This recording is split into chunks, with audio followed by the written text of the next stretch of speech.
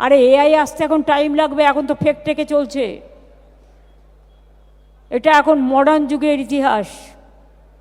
কিন্তু এআই করতে গিয়ে যেন এমপ্লয়মেন্ট চলে না যায়, এটা লক্ষ্য রাখতে হবে।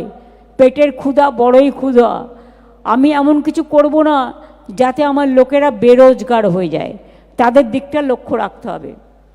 শুনুন, এআই এখন অপারেশনও করে, রোবট।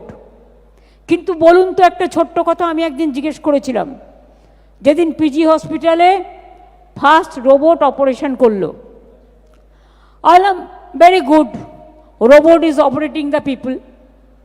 কিন্তু যদি অপারেশন করতে গিয়ে দেখলো সেখানে অন্য কোনো প্রবলেম হচ্ছে, তাহলে কি রোবট সেটাকে কারেক্ট করতে পারবে?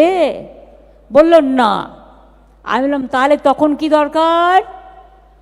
বলল physical presence of the doctors, nurse and others.